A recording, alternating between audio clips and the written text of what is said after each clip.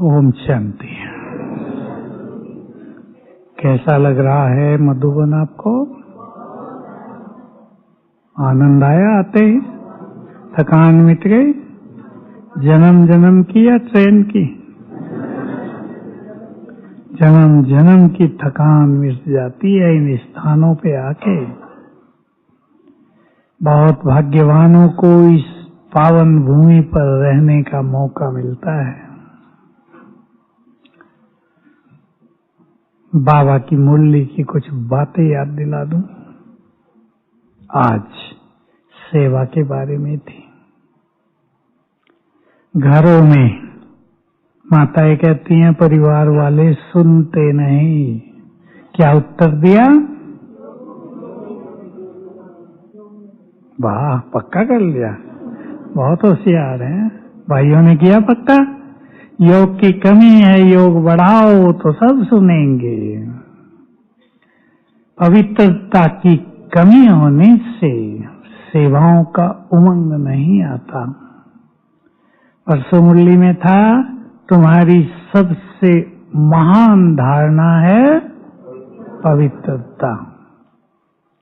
मुरली में था कल तुम्हारा बुद्धि योग परमधाम से टूटना नहीं चाहिए। परमधाम वाले से टूटना नहीं चाहिए। बड़ी सुंदर बातें हैं ये। और था स्वदर्शन चक्रधारी बनो। क्या दो फायदे होंगे? देखो किसने नोट किया था, हालांकि कल की मुरली से है। एक तो पाप कटेंगे, दूसरा रावण पर विजय हो जाएगी, माया पर विजय। आज बाबा कह रहे थे मैंने तुम्हें राज दिया था, रावण ने तुम्हारा राज छीन लिया, अब फिर से तुम रावण से अपना राज छीन रहे हो, ले रहे हो। कौन लेंगे? जो रावण को हराएंगे। सत्ता उसी की होती है ना जो जीत जाता है राजा, जो हार जाता है उसकी चली जाती है। तो ये बाबा रोज रोज हमें मुरली सुनाकर सुख देते हैं। लगता है सुख देते हैं। यहीं सुनी थी मुरली आज या रास्ते में? ट्रेन में आए हुए ना, तो बहुत सुख देते हैं बाबा। एक एक बात को उसी समय अनुभव में लाएं, फीलिंग में लाएं, स्वीकार करें तो बहुत सुख मिलता है। आत्मा चार्ज हो जाती है रोज। चाहे आप अपने घर में भी सुने, लक्ष्य रखें कि मुरली पूरी एकाग्रता के साथ सुनेंगे। देखो कामकाज करते सुनना उसमें उतना आनंद नहीं है। बहुत एकाग्रता के साथ, ताकि मुरली सुख भी दे और लगे रोज नई नई बातें मिल रही हैं। एक और बहुत सुंदर बात थी, वो हमारे पुरुषार्थ के लिए जानने की सबसे सुंदर बात है। स्मृति का स्विच ऑन करो तो पुरुषार्थ की मेहनत समाप्त हो जाएगी। समझते हैं ना इस बात को? कौन सी स्मृति?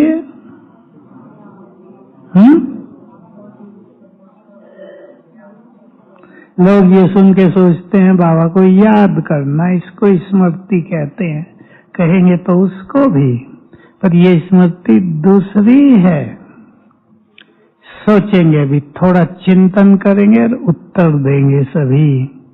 5 मिनट के लिए बाबा ने हमें क्या क्या याद दिलाई। स्मृति माना याद दिलाना। बाबा ने हमें क्या क्या याद दिलाया है? पहला तो ये दिलाया तुम कौन हो। आगे बढ़ेंगे तो तुम कौन सी आत्मा हो। अब सुनाओ क्या क्या याद दिलाया? तुम देव कुल की आत्मा हो। कल परसों मुरली में था, अगर तुम्हें ये नशा रहे हम देव कुल में थे तो पवित्रता सहज हो जाएगी। पवित्रता धारण करने की ताकत आ जाएगी। ये सब थे बाबा के। तो ये स्मृति बहुत सुंदर है और स्मृति के साथ हमें उसका चित्र भी बनाना चाहिए। देवकुल की निर्विकारी आत्मा है हम, तो एक बार वो देवकुल का अपना स्वरूप याद आ जाए, क्लियर है ना, तो उसका नशा चढ़ता जाएगा। और क्या याद दिलाया बाबा ने? भाइयों का टर्न। बोलो, तुमने 84 का चक्र पूरा किया, अब तुम्हें घर जाना। तो एक बार देह से निकलकर घर जाने की प्रैक्टिस कर लें साथ साथ 3 सेकंड में ही, तो अनुभव होने लगेगा जो उसके फायदे हैं। क्यों बाबा ये याद दिलाता है? क्यों याद दिलाता है? क्यों याद दिलाया कि घर चलना है? नहीं, विनाश तो खड़ा है। यहां से बुद्धि योग टूटे। जो मनुष्य ने बंधन बांध कर रखे हैं, सब ने बांधे हैं, बहुत बहुत। ग्रस्त वालों को थोड़े ज्यादा होते हैं या नहीं? माताओं को पहले अपनी चिंता, पति की, फिर बच्चों की, बच्चों के बच्चे हो जाए तो उनकी, और भी आगे बढ़ जाए तो उनकी, घर में मायके के घर वालों की, सबकी, उनके बच्चे पोते सबकी होती है नहीं? ये सब आत्मा को बांधते हैं, जाने नहीं देते। अगर शरीर छोड़ना भी चाहती आत्मा तो छोड़ने नहीं देते।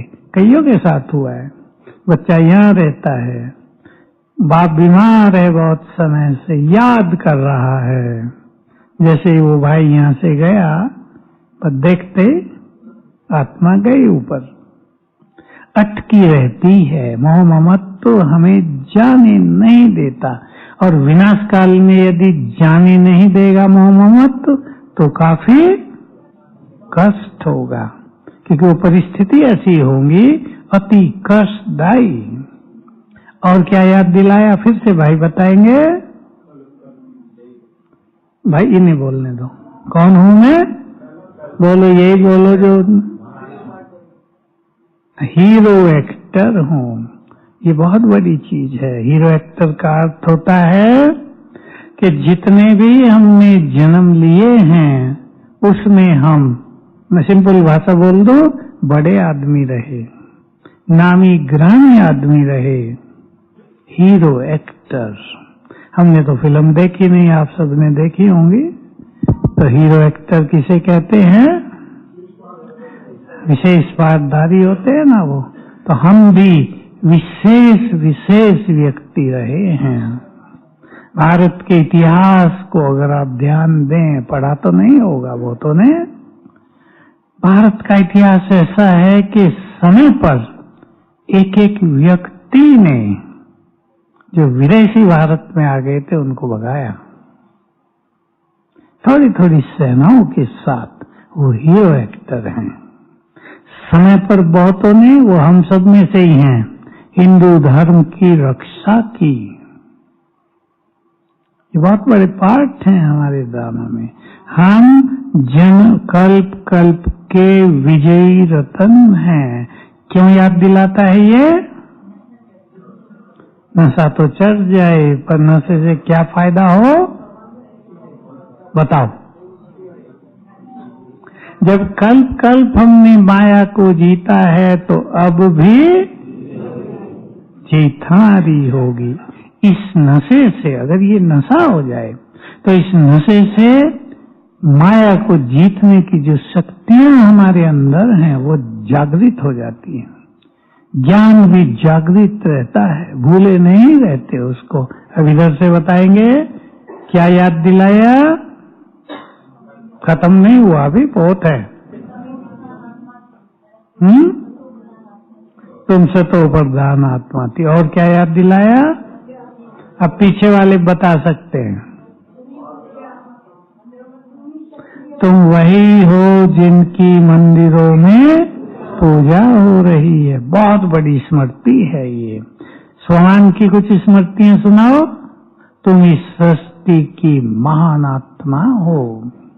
अगर इसको हम स्वीकार कर लें, स्वीकार वही करेगा जो महान है, पर दूसरा पहलू भी है, जो स्वीकार करेगा वो महान बन जाएंगे। हम इस सृष्टि की महान आत्माएं हैं सब। यहाँ कौन बैठे आप सभी? स्वीकार कर लो। तो हमारे बोल, हमारे कर्म, हमारी दृष्टि, हमारे संकल्प सब कैसे हों? महान हो। बाबा ने एक बहुत अच्छी बात याद दिलाई। वो स्वमान बहुत नहीं आता है मुरलियों में, पर ये स्वमान 1975 में बाबा ने दिया था। एक ही बार दिया था, उसके बाद कभी नहीं रिपीट हुआ। लेकिन मैं बहुत रिपीट कराया है क्लासेज में।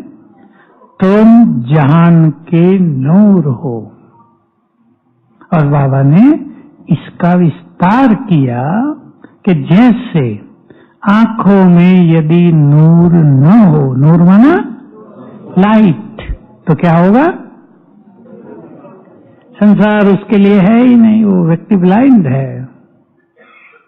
तो नूर है तो संसार है। तुम जहान की लाइट हो। अगर तुम इस जहान में न होते तो ये जहान वीरान बन जाता। बहुत सुंदर बात है। हमारे कारण हम पुण्य आत्माएं हैं, हम पवित्र आत्माएं हैं। जितनी पवित्रता हम आत्माओं के पास रही है द्वापुर तक, कम से कम वो संसार का आधार है। हम यदि संसार में न होते, मैं सिंपल बात बोल रहा हूं, तो इस संसार से मानवता नष्ट हो जाती। ये महत्व है हमारा। तुम लाइट हाउस हो, तुम मास्टर ज्ञान सूर्य हो। तुम्हारे प्रकाश, तुम्हारी किरणों से जग का अंधकार दूर हो रहा है। और एक बार कहा, तुम मास्टर ज्ञान सूर्य हो। तुम्हारी शक्तियों की किरणों से इस संसार से माया के कीटाणु नष्ट हो रहे हैं। ये बहुत बड़ी बातें हैं। तुम पवित्र आत्माएं हो, परम पवित्र हो। तुम विश्व का कल्याण करने वाली, ये सब याद दिलाया ना। हम में से कोई सोच सकता था हम विश्व का कल्याण करने वाले? लोग तो अपने में इतने बिजी हैं कि अपना ही कर लो पहले, बाकी बाद में सोचना। कितने बड़े काम दिए हैं। तुम इस संसार के आधार हो। ये दूसरी एक बहुत महान बात है। इससे चिंतन करेंगे आप। और इसका सिंपल अर्थ ये है, जैसी तुम्हारी स्थिति होगी वैसा ही संसार होगा।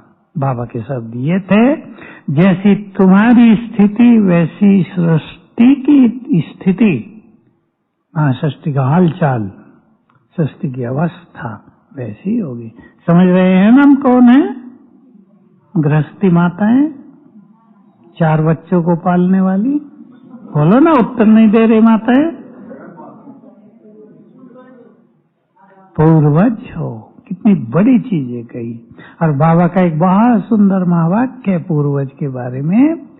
यदि तुम पूर्वजपन की स्मृति में रहो तो तुम्हारे द्वारा सृष्टि की पालना स्वतः ही होती रहेगी।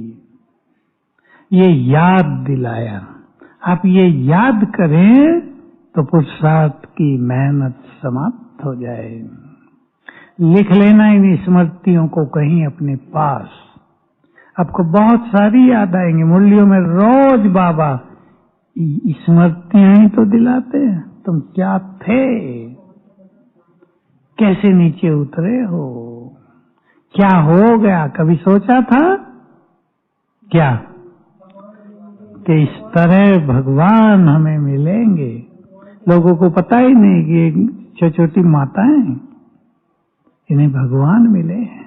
लोग अनेक बातें करते हैं ब्रह्मा कुमारियों के लिए, ये सनातन को नहीं मानती, ये शिव शंकर को अलग अलग कहती हैं, ये फलानी बात, ये बात।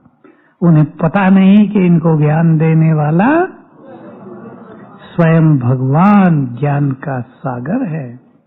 जब पता चल जाएगा तो सब अपने ग्रंथ शास्त्र छोड़ के बाबा के पास आ जाएंगे, उसका ज्ञान लेने आ जाएंगे। सोचो, अगर हमारे पास सत्य ज्ञान होता, उत्तर आपको देना आगे, तो विचार करो। आप किसी रास्ते पे जा रहे हो, अगर रास्ता ठीक है तो ठिकाने पर पहुंच जाएंगे ना, और रास्ता ठीक ना हो न जाने कहां पहुंचेंगे। अगर रास्ते ठीक थे तो मंजिल पर क्यों नहीं पहुंचे? सब दुखी हो गए, विषय विकारों के अधीन हो गए, मानवता नष्ट होती जा रही है। क्या क्या हो रहा है दुनिया में आजकल, कितने रेप के केस 1000 होते होंगे रोज भारत में, कितना बुरा हाल, कितना लोग एक दूसरे को धोखा दे रहे हैं, स्वार्थ हो गया मनुष्य को। तो सत्य मार्ग पर अगर हम चले होते तो मंजिल पर पहुंच गए होते। भगवान के तो बहुत सुंदर शब्द हैं। अगर शास्त्रों में ज्ञान रतन होते, मैं भगवान के महावाक्य रिपीट कर रहा हूं, अगर शास्त्रों में ज्ञान रतन होते तो भारत बहुत साहूकार होता। एक बात और कही थी आज या कल, आज थी, वो मेरे दिल को छू गई। भारत गरीब हो गया, अब तो खैर गरीब नहीं है, पर जबकि मुरली है तब भारत बहुत गरीब था, क्योंकि अंग्रेजों से भारत स्वतंत्र हुआ था। 10-20 साल तक तो अति गरीबी थी। पढ़ाई शुरू कर रहे थे, हमारी सरकारें गांव में थोड़ा थोड़ा शुरू कर रहे थे, लोगों ने अपने बच्चों को पढ़ने के लिए भेजना शुरू किया था। तब बहुत गरीब था भारत। तो बाबा ने आज क्या कहा, ध्यान से सुनेंगे। देश को, सरकार को मदद करते हैं विदेशी लोग। वो तो ने मदद की ना, अमेरिका ने भी की, तो इंग्लैंड ने भी की, फ्रांस ने भी की, और तुम्हें मदद कर रहा है, इसको नशे में ले जाना अपने। तुम्हें मदद कर रहा है स्वयं सर्वशक्तिवान। देखो, ये बातें अगर हमें याद रहें तो पुरुषार्थ कैसा हो जाए। चिंताएं होती है मनुष्य को, घरों में कुछ समस्याएं आती हैं, बातें होती हैं, उनका प्रभाव दिमाग पर पड़ता है, परंतु याद रहे हमें मदद करने वाला कौन है। सारी चिंताएं लोप हो जाएंगी ना। बस इनको स्मृति में लाना, ज्ञान को भी स्मृति में रखना है, न केवल इन चीजों को जो निकली, लेकिन ज्ञान की मुख्य बातें भी स्मृतियों में घूमती रहे तो नशा चढ़ा रहेगा। और जहां ईश्वरीय नशा चढ़ता है, खुमारी जिसे कहते हैं, क्या फायदा होता है? आपके बहुत सारे प्रश्नों का उत्तर है इसमें। क्या फायदा होता है? सारे व्यर्थ समाप्त, हल्के बहुत, योग सरल, संसार के प्रभाव से मुक्त। जैसे वो नशे वाले राजा समझते हैं ना अपने को, उन पे कोई असर नहीं होता, ट्रैफिक चल रहा या क्या हो रहा है, पड़े रहते किनारे। देखे हमने दिल्ली में भी किनारे पे पड़े हैं, कृष्णनगर वाले हैं ना, आपने देखा होगा, दिल किनारे पड़े रहते, ट्रैफिक जा रहे, तुम जाओ, हम तो मस्त हैं। ईश्वरीय नशे वालों पर भी कलयुग का प्रभाव नहीं पड़ेगा। और ये बात बहुत अच्छी तरह याद कर लें, ईश्वरीय नशा रहेगा तो आपके घरों की अनेक समस्याएं लोप हो जाएंगी। नोट कर लो जिसके पास डायरी है, क्योंकि इस ईश्वरीय नशे से वाइब्रेशंस पावरफुल फैलते हैं घरों में, और ये वाइब्रेशंस खुद ही समस्याओं को, विघ्नों को समाप्त कर देते हैं। या हमें लगता है क्या ये बातें बहुत छोटी, हम बहुत बड़े, ये कमजोर, हम बहुत शक्तिशाली। ये कुछ नहीं है जिनको भगवान साथ दे रहा हो। तो बातें समाप्त हो जाती हैं। कुछ बातें तो हमें समस्या लगती ही नहीं, कि तो रूटीन है, ये तो होता ही है। अब बारिश के दिन है, कहीं भी बरसात शुरू हो जाती है आबू में, तो 1 मिनट के लिए भी हो जाती है। हम परेशान हो जाएं कि छाता भी नहीं लाए थे, भिगो दिया सारा, फायदा होगा कुछ? कुछ भी नहीं। मैं घूम रहा था अभी शाम को बाहर ज्ञान सरोवर में, सड़क पे 1-1 मिनट के लिए बारिश आती थी, 3 बार आई। मुझे पता था 1 मिनट के बाद बंद हो जाएगी, तो मैं घूमता ही रहा, थोड़ा बहुत भीगता था, फिर सूख जाता था साथ साथ। कुछ चीजें रूटीन हैं, बड़ी नेचुरल सी हैं। तो हमें लगेगा अब हम कलयुग के अंत में रह रहे हैं, ये तो होगा ही।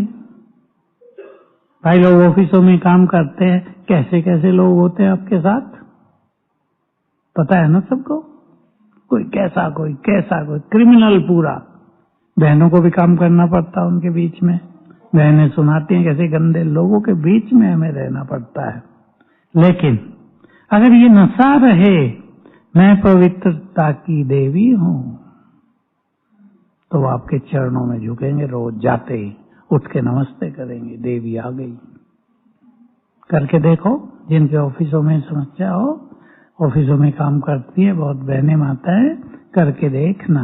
हमारे स्वमान के संकल्प, हमारे ये ईश्वरीय नशे के संकल्प बहुत पावरफुल वाइब्रेशंस चारों ओर क्रिएट करते हैं, और उससे अनेक बातें समाप्त हो जाती हैं। तो स्मृति स्वरूप होकर रहना है। कौन हमें साथ दे रहा है? कौन दे रहा है? नशा नहीं चढ़ रहा, कईयों के चेहरे में देख रहा हूं, बाबा दे रहा है।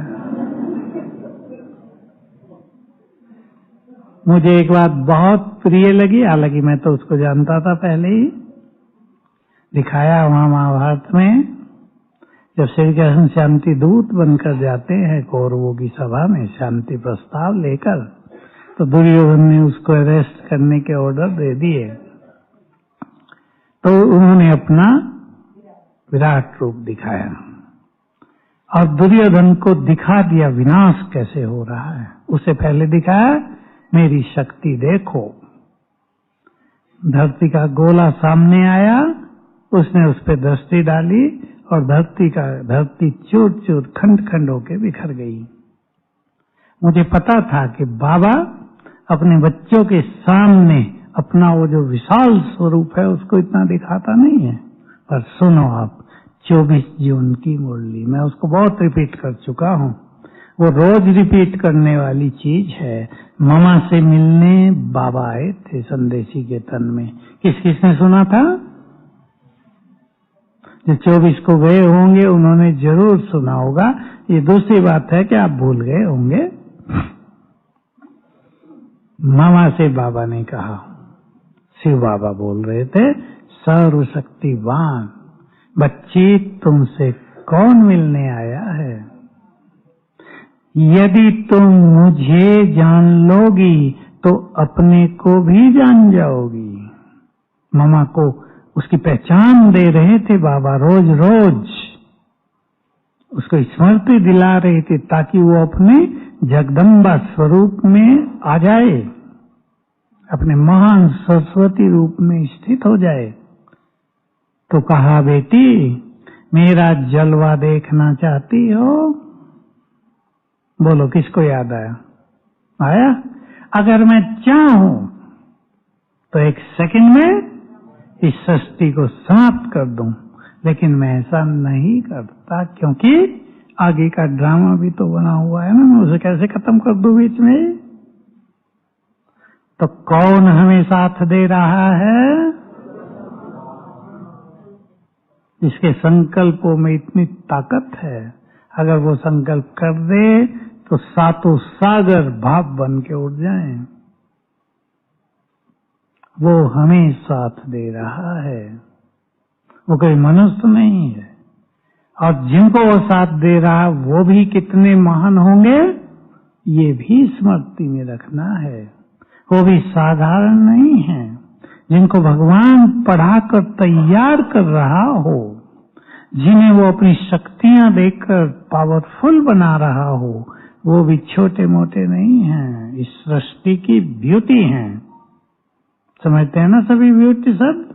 सृष्टि की ब्यूटी, सुंदरता है वो। तो अपने स्वरूप को भी याद रखना है, और कौन मुझे साथ दे रहा है इसको भी कहीं ऐसी जगह अपने घर में लिख के रख दो जो 5 बार इस पे नजर चली जाए। कौन मुझे साथ दे रहा है, किसने मुझे अपने पास बुलाया है। देखो, बुलाया भी उसने ही, हम नहीं आ पा रहे थे। बुलाया उसने, और बुलाया इसलिए कि इन्हें वो सब दे दूं जो इन्होंने चारों युग में खो दिया है। तो हमें बाबा की सभी बातों को स्मृति में रखना है। पवित्रता की बात बहुत चल रही है मुरलियों में। उसी के लिए मैं आप सभी को याद दिलाऊं, जो यहाँ पक्का करके जाना, वो तो नहीं किया होगा। सुदर्शन चक्रधारी बनना, बाबा के तो कितने अच्छे शब्द थे। कर्म करते हुए भी तुम्हारा सुदर्शन चक्र रुकना नहीं चाहिए। रुकना नहीं चाहिए, चलता रहे। और इसका सिंपल स्वरूप है 5 स्वरूपों का अभ्यास। और विस्तार से सोच लिया करें। एक समय था हम परमधाम में थे। मेरे साथ साथ करेंगे, और जब ये सोचेंगे तो परमधाम में जाकर कुछ पलों के लिए बैठ जाएंगे। एक समय था, इस संसार में आने से पहले हम अपनी मुक्त अवस्था में थे, परमधाम में, अपने संपूर्ण स्वरूप में। वहां से नीचे उतरे, इस संसार में देवलोक था। हम देवता थे, पावन, निर्विकारी, चमकते चेहरे, चमकता ललाट, प्रकृति का सौंदर्य, प्रकृति के मालिक थे। इतना सुंदर था हमारा स्वरूप, भरपूर सुख, शांति, अथाह संपदा, प्रेम, खुशी, सब भरपूर। 21 जन्म लिए हमने उसमें। देखो फिर, एक शरीर छोड़ दूसरा देव स्वरूप, दूसरा छोड़ तीसरा देव स्वरूप, इस तरह 21 देव स्वरूप, और हम नीचे आते गए। द्वापर आया, हम मनुष्य बन गए देवता से, धर्म भी बदल गया, देवी देवता धर्म हिंदू धर्म, सनातन धर्म कहलाने लगा। और उस समय जो कुछ कार्य हमने संगम युग पर किए थे, उसकी पूजा होने लगी। हम मंदिर के इष्ट देव देवियां बन गए। इस रूप में भी हमने बहुतों की पालना की। आधार रहे ना, हम सबके आधार बनकर रहे।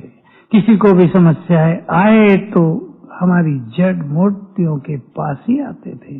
किसी की विघ्न विनाशक रूप में, किसी की अष्टभुजाधारी देवी दुर्गा, किसी की सरस्वती, किसी की लक्ष्मी, भवानी, बहुत सारी देवियां, संतोषी माँ। ये हमारी संगम युग के महान कर्तव्यों की यादगार में पूजा होती रही। पूजा उसकी होती है जो संगम युग पर पवित्र बने, और जिन्होंने भगवान के विश्व परिवर्तन के कार्य में उसे साथ दिया। सोचते रहे, नीचे उतरते गए, द्वापर बीता, कलयुग आ गया, थोड़े विषय विकार बढ़ गए, पाप बढ़ गया, लेकिन हम बहुत सेफ रहे, क्योंकि हमारे अंदर देव संस्कार थे। हम पुण्यात्मा बनकर रहे, दाता बनकर रहे। एक वो समय आया जब भगवान धरा पर आए। हमने भी उन्हें पहचान लिया। वो ज्ञान देने लगे, उनकी ज्ञान की बांसुरी बजने लगी, हम पवित्र बनने लगे, हमारा भाग्य, सोया हुआ भाग्य जगने लगा।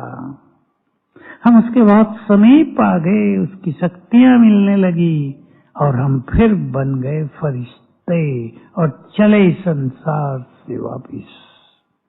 जाता हुआ देखेंगे अपने को, जहाँ के थे वहीं पहुंच गए। यह है स्वदर्शन चक्र। तो पांचों ही स्वरूप, 6 के 6 स्वरूप परम धाम में भी हम संपूर्ण पवित्र हैं। ब्राह्मण जीवन में बन रहे हैं, बाकी 5 स्वरूप संपूर्ण पवित्र। उसे जैसे जैसे याद करेंगे, हमारे अंदर छुपे हुए पवित्रता के संस्कार जागृत होते जाएंगे, हमारा देवत्व जागृत होता जाएगा। इससे विकर्म कैसे विनाश होंगे?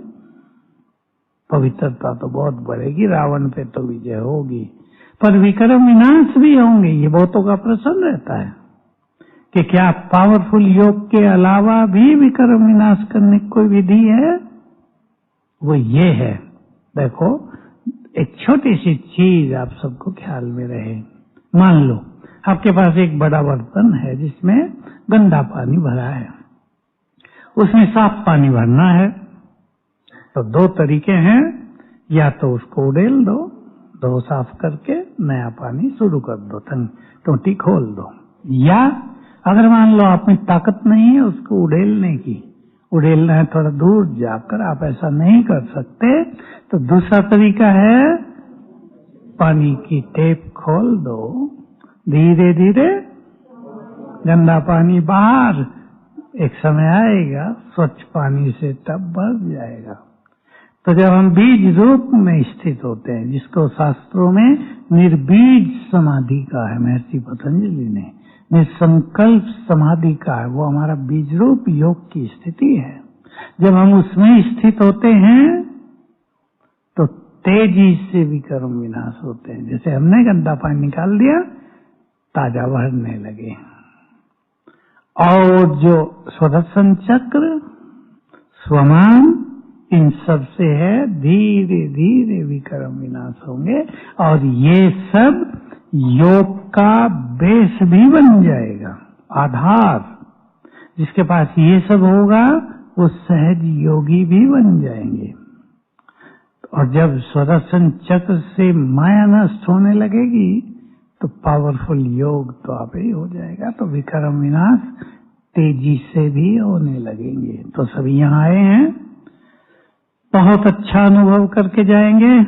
वो तो आपको संकल्प दे दिए होंगे, जितना हो सके अपने में मगन रहना। मैं नहीं कहूँगा बात न करना, ये कहूँगा तो माताएं उदास हो जाएंगी, बात करना बंद करा दिया हमारा। अपने में मगन रहना, चिंतन में मगन रहना, और एक विशेष बात पे चिंतन करना, संगम युग पर हम बाबा से क्या क्या ले सकते हैं। एक बात लिस्ट बना लेना, लंबी बातें हो सकती हैं पर 8-10 की तो लिस्ट बना लेना। मैं कुछ करूंगा ये बात, और उनमें से मुझे क्या क्या लेना है। एक तो ये मिल सकता है। अब एक बाजार है, उसमें सारा माल मिलता है, लेकिन मुझे क्या लेना, वो तो अलग चीज होती है ना।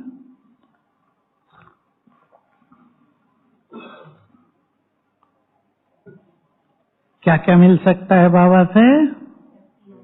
शक्तियां, सारे गुण, संपूर्ण प्यार, जिसके आत्मा प्यासी है, भगवान का प्यार, प्यार के सागर का प्यार। भाई बताएं क्या क्या मिल सकता है? सुख, शांति, पवित्रता, और बोलो दुआएं, भगवान की भी दुआएं, और बोलो वरदान। बहुत सुंदर बात की। और एक सुंदर बात है, श्रेष्ठ बुद्धि जो जन्म जन्म साथ चले। और एक सुंदर बात, श्रेष्ठ भाग्य, जन्म जन्म चारों युगों का भाग्य मिल सकता है भाग्य विधाता से, उससे कनेक्ट होना है बस। और भी कुछ बातें हैं बहुत सारी। सत्य ज्ञान बहुत सुंदर चीज है ये। सत्य ज्ञान से ही बुद्धि दिव्य बनती है, रिफाइन डिवाइन होती है। और भी इसी तरह सोच लेना क्या क्या मिल सकता है स्वयं भगवान से, वो सब कुछ देने को तैयार है। स्वर्ग की राजाई, जैसा चाहे पद हर जन्म के लिए फिक्स कर सकते हैं। मैंने क्लास कराई इस पे, अब किसी ने सुनी हो तो सवेरे उठ के ही अपने सब कॉन्शियस माइंड में ये भर देना, मेरा हर जन्म ऐसा होगा। अपना खुद जन्म निश्चित करो, हर जन्म, केवल सतयुग का नहीं, हर जन्म मेरा ऐसा होगा। फिक्स कर दो, कलयुग में भी मैं धर्मात्मा पुण्य आत्मा बनकर रहूंगी, पवित्रता मेरा श्रृंगार होगा, हमारे परिवारों में संपूर्ण प्यार खुशी आनंद सुख शांति रहेगी, अनेक जन्मों में हमारे सिर पे ताज रहेगा। अब इनमें से आप चुन लेना मुझे बाबा से क्या क्या लेना है। अब लेने के लिए मेहनत करनी है। भाग्य विधाता से जितना चाहे भाग्य ले सकते हैं। चिंतन करना भाग्य कैसे कैसे बनता है।